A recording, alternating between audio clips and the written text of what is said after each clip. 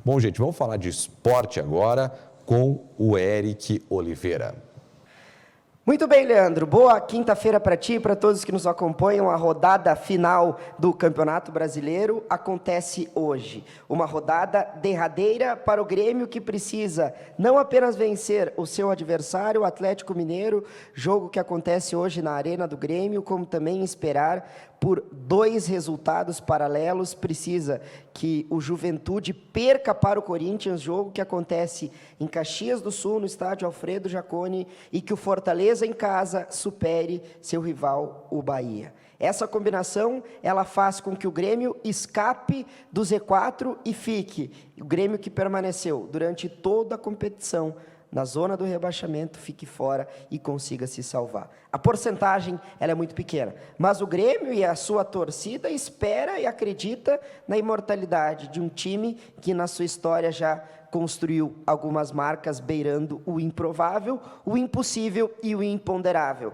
que é o que o Grêmio precisa para hoje. Nós tivemos ontem uma quarta-feira que foi extremamente movimentada pelo pivô da polêmica recente, que foi Douglas Costa, que ontem veio à tona a informação de que tinha pedido para sair para comemorar o casamento. Ele já havia pedido uma licença para ir passar a lua de mel junto com a sua esposa.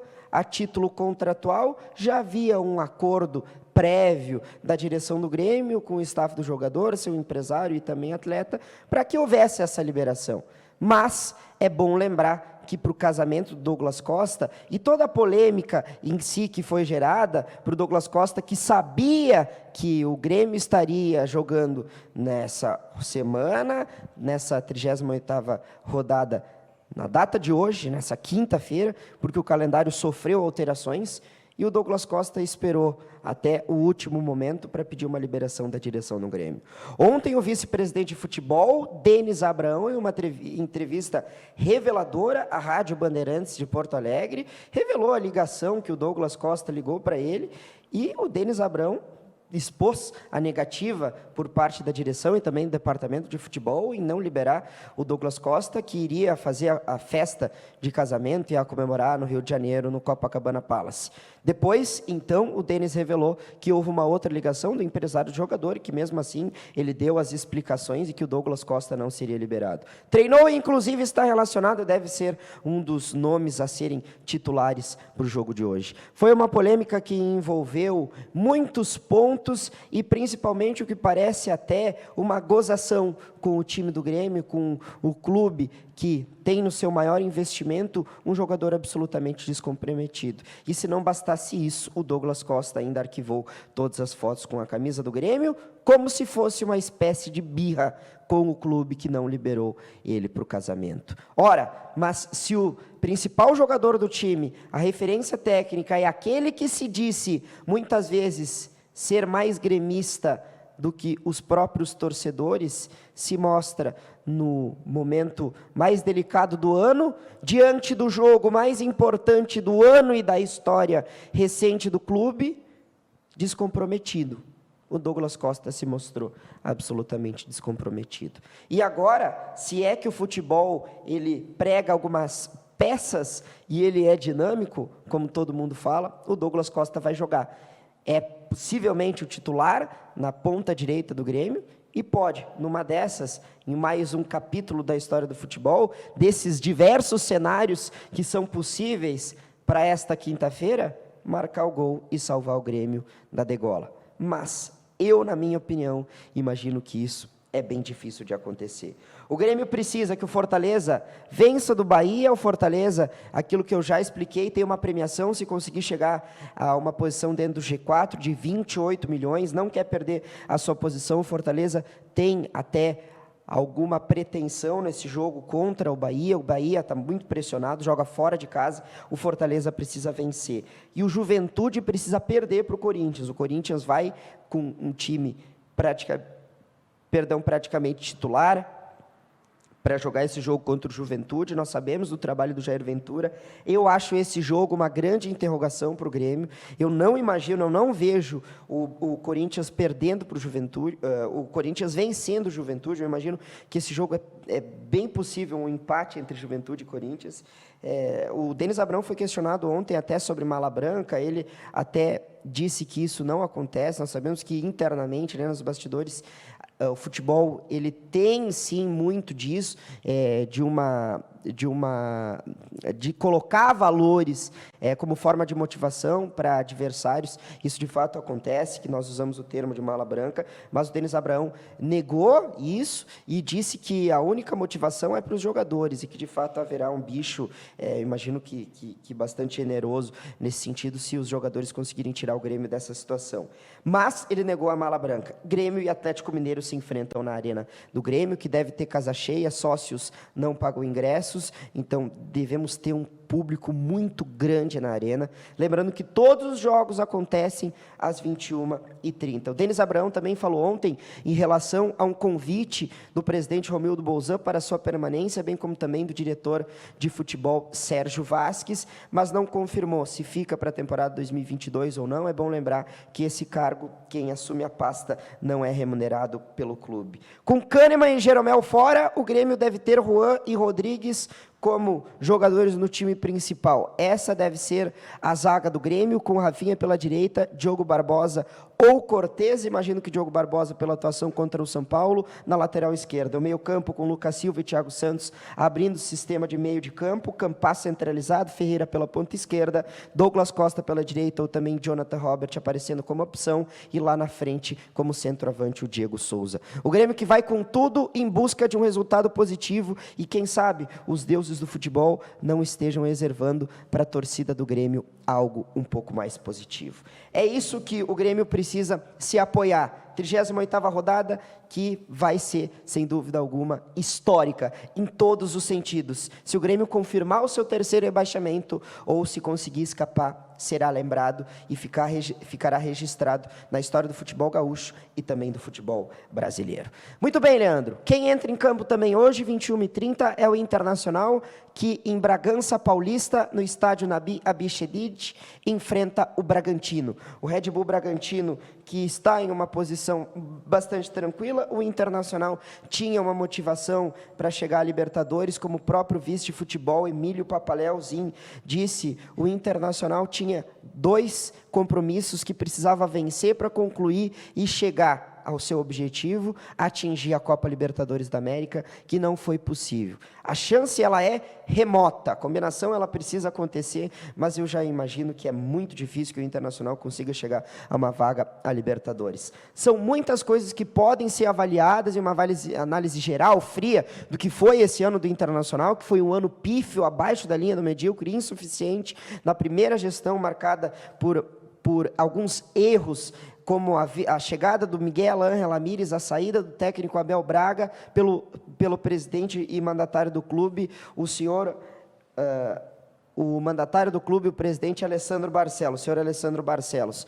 O Internacional tenta, nessa última rodada, fazer alguma coisa diferente, tentar vencer, pelo menos. Apático, o técnico Diego Aguirre não deve permanecer para treinar o Internacional na temporada 2022, perdeu muita força. O próprio Emílio Papaléuzinho concordou com o que disse Tyson, depois que terminou o jogo contra o Atlético Goianiense, que o Inter tinha que mudar em todos os setores, e deve haver uma mudança na comissão técnica. Há um grande indicativo de que isso aconteça, e ainda nessa semana, com a confirmação de Marcelo Gajardo, técnico do River Plate, que deve permanecer em 2022, deve não, ele vai permanecer, ele mesmo confirmou em entrevista coletiva, que permanece no River Plate.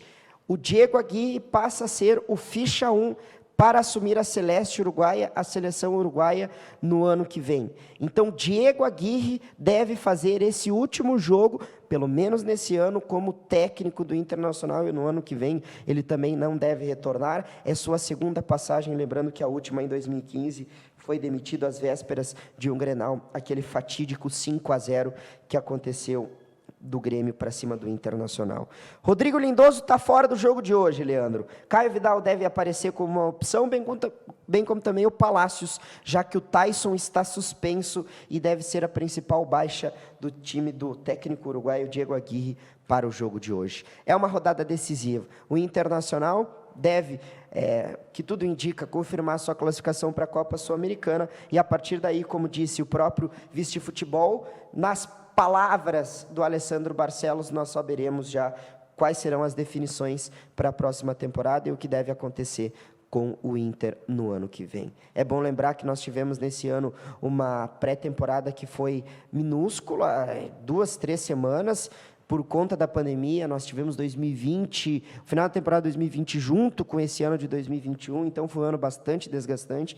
Então nós imaginamos que a partir dessa semana, no final dessa rodada, nós tenhamos um período de descanso merecido para todos esses atletas. Muito bem, Leandro. O Ipiranga com novas confirmações da saída do, então, preparador físico Alexandre Andrés.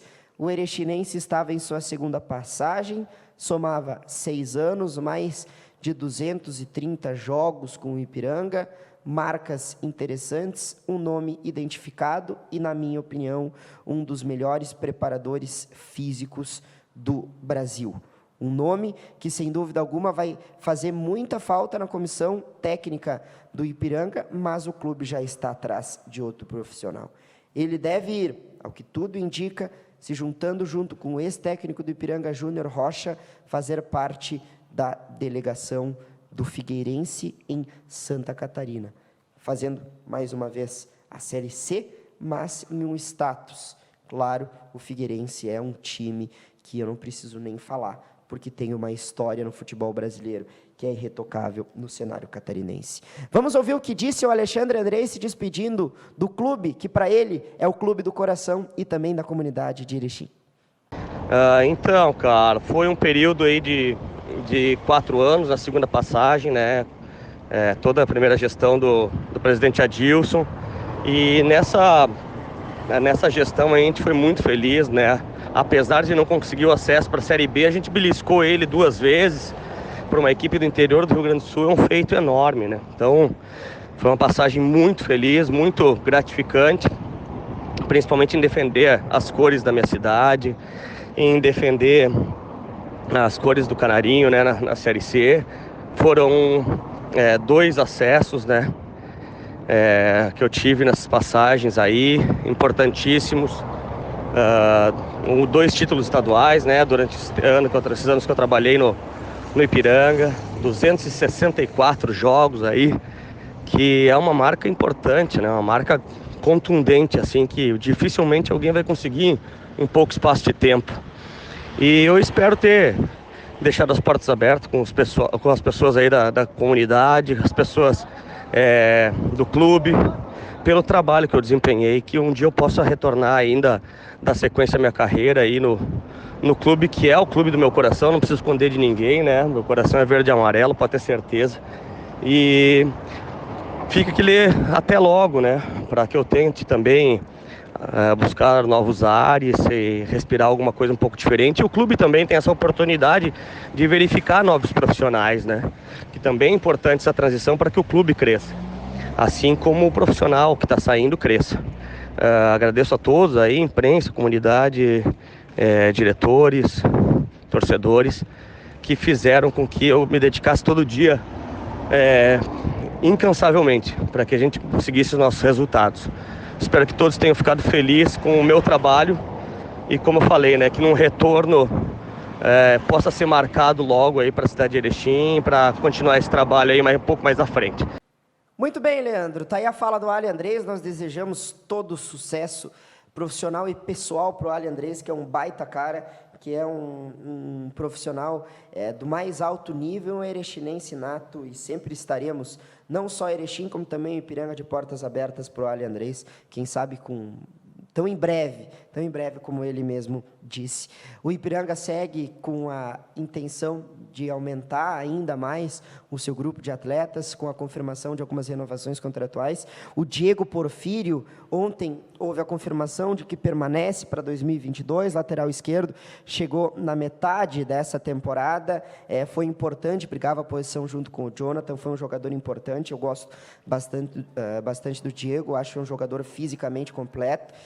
Completo não, mas fisicamente ele me apresenta um vigor físico que eu acho bastante interessante para lateral esquerdo e também para a lateral, visto que hoje o lateral tem uma função importantíssima, não só na peça defensiva como também nas chegadas ao ataque. E nós tivemos também o nome do novo goleiro do Ipiranga, Edson, que estava junto com o Ituano, conquistou a Série C, e além de se sair vencedor com a Série C, tem 4 campeonatos paraibanos, o Brasileirão Série D em 2013 e a Copa Fares Lopes em 2018. Seja bem-vindo, goleiro. Nós estávamos com o goleiro David, que era um jogador identificado, um grande goleiro. Nós desejamos que o Edson consiga desempenhar a melhor função.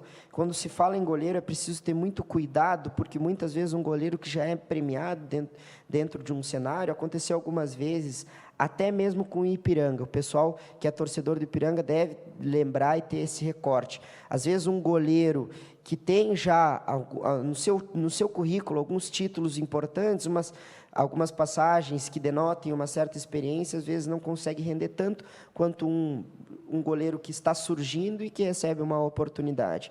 Então, às vezes é preciso olhar muito com bons olhos o momento em que vive o atleta para conseguir dizer e também fazer alguma projeção do que vai ser. Eu conheço pouco do Edson, não era titular, mas imagino que deve ser um goleiro que vai ajudar o Ipiranga. Aí fica nas mãos do novo técnico, Luizinho Vieira, que vai ter um desafio, porque o Ipiranga tinha como um dos objetivos ter um grande número de renovações e que acabou não conseguindo. Não conseguiu renovar com todos esses nomes. Micael renovou e alguns outros, mas entre todos esses novos nomes, daquilo que se fala é uma espinha dorsal, novos nomes surgiram e vai ser um desafio para essa nova comissão, para Luizinho Vieira, esse na pessoa, né, personificar no nome da pessoa o técnico que vai ter uma dificuldade para o ano que vem, já no final de janeiro, para fazer esse time a nível competitivo, chegar no topo do Campeonato Gaúcho, que é o que a torcida do Ipiranga espera e também